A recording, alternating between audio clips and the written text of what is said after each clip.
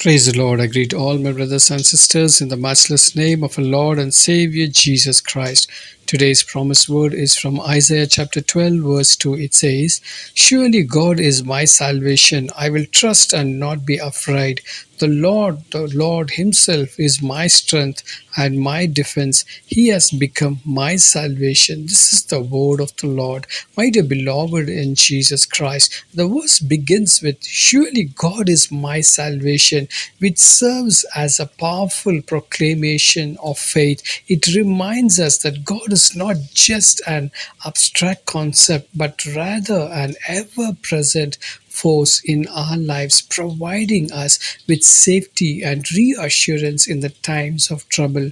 Friends in Jesus Christ, when we refer to God as our salvation, we acknowledge that He is the one who rescue us from sin, despair, and the challenges we face daily.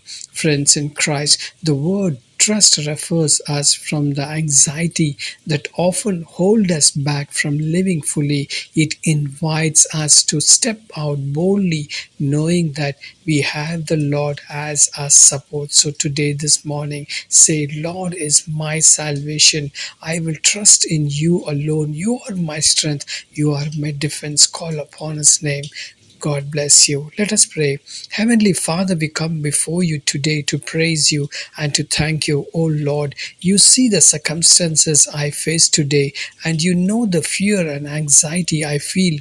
Forgive me for letting worry overtake my thoughts. Pour out a spirit of belief over me today, this morning, so I can choose to trust you alone, O God. There's no God like you, awesome in power, working wonders. I praise you for the faithfulness you have shown me so many times in the past, Father God. You are my salvation. You are my strength and my defense. I will trust in you alone.